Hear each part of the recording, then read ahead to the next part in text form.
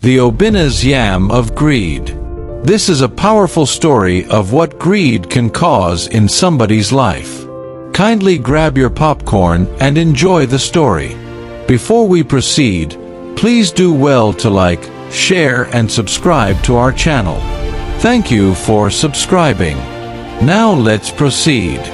In the land of UCHE, a small village nestled in the heart of Igbo land, there lived a wealthy man named Obina. Obina was blessed with fertile lands, numerous barns filled with yams, and cattle that roamed freely. But even with all his wealth, Obina was known far and wide for one thing: his greed. He was never satisfied, always wanting more. While other villagers lived contentedly with what they had, Obina constantly sought to expand his riches, often at the expense of others. He would cheat, manipulate, and exploit anyone he could to grow his wealth. Now, in UCHE, yams were not just food. They were the measure of a man's success and standing in the community. The Yam Festival was the most important celebration of the year. Whoever brought the largest yam to the festival was crowned the King of Yams and revered by all. This title brought honor and respect, and Obina craved it more than anything. One year, Obina overheard a conversation between two elders. They spoke of an ancient and rare yam seed, hidden for generations, which had the power to grow into the largest yam the land had ever seen. The only catch was that the yam could only be nurtured with absolute honesty and selflessness. To Obina, this seemed like a small price to pay for what he believed would be the largest yam in all of Igbo land. Determined to possess this seed, he sought out the elders, offering them gifts and promises of wealth if they would reveal the secret location of the seed. Eventually, the elders, tired of Obina's persistence, gave in and told him where to find it. Obina found the seed buried beneath the oldest shrine in UCHE. It was small and unassuming, but Obina could feel the power it held. His hands trembled with excitement as he planted it in the most fertile part of his land. Every day, he tended to the yam, watering it carefully and ensuring it was free from pests. As the days passed, the yam began to grow at an astonishing rate. Obina could hardly contain his excitement. He could already picture himself at the Yam Festival, being crowned the King of Yams, with people from neighboring villages coming to see his massive harvest. But as the yam grew, strange things began to happen in the village. First, Obina's neighbors noticed that their yams were shrinking, becoming smaller and smaller each day. At first, they dismissed it as a bad growing season. But soon, they noticed something even more disturbing. Those who had borrowed yams from Obina or traded with him in the past suddenly fell ill. Their sickness was mysterious and without cure, and it only affected those who had dealings with Obina. Whispers began to spread through the village. Some said that Obina had used dark powers to steal the growth from their yams to fuel his own. Others claimed that the yam seed he had planted was cursed, bringing misfortune upon anyone near it. As the yam grew larger and larger, Obina became more obsessed. He barely slept, spending all his time in his field, watching over the yam. His wealth had already made him distant from the village, but now he was completely isolated. He refused to share his harvest with anyone, keeping all of his produce for himself, convinced that the villagers were envious of his success. The day of the Yam Festival finally arrived. Obina appeared with his giant yam, carried on a wooden platform by his servants. The entire village gasped in astonishment when they saw it. No one had ever seen such a monstrous yam.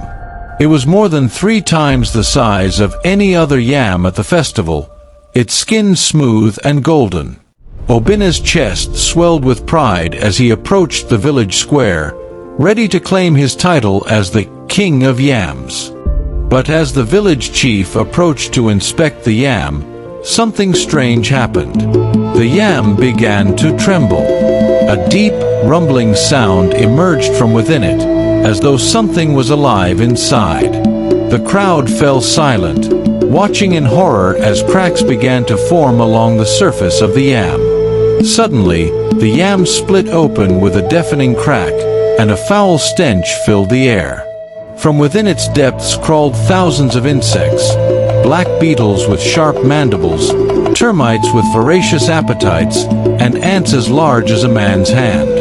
They poured out of the yam, flooding the square, devouring everything in their path. The villagers screamed and ran in terror as the insects swarmed over the festival grounds, destroying crops, tearing through the marketplace, and reducing the other yams to dust.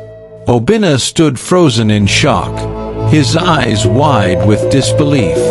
He tried to flee, but the insects turned on him, crawling up his legs and biting at his skin. Desperate, he grabbed a nearby hoe and began to strike at the ground, trying to drive them away.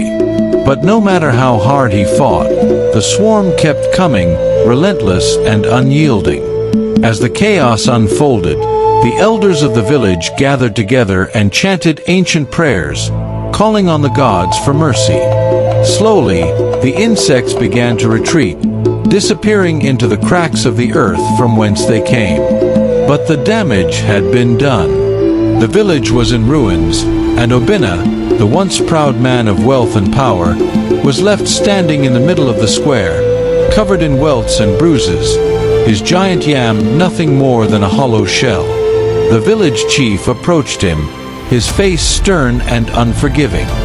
"You were warned, Obinna," the chief said, his voice carrying the weight of wisdom. The yam was never meant for a heart filled with greed. Your desire for wealth and power has brought destruction upon our village.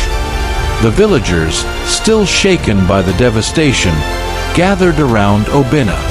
Some were angry, others fearful, but all were silent as they watched him. Obinna fell to his knees, his pride shattered. He begged for forgiveness, tears streaming down his face, but the damage could not be undone. From that day forward, Obinna's wealth meant nothing. His fields lay barren, his barns empty. No one in the village trusted him anymore, and he was left to wander the land, a broken man with nothing but the memories of what his greed had cost him. The villagers rebuilt their homes and their lives, but the story of Obinna's greed and the cursed yam was passed down for generations. Parents would tell their children the tale to teach them the dangers of unchecked desire and the importance of honesty, humility, and generosity. And so, the people of UCHE learned a valuable lesson, that greed, no matter how much it promises, always leads to destruction. And in the end, it is the honest and selfless heart that prospers, not the one consumed by endless desire. Thank you for watching. Kindly go to the comment box and tell us what you think about the story. And don't forget to share, like and subscribe to our channel. Thank you once again.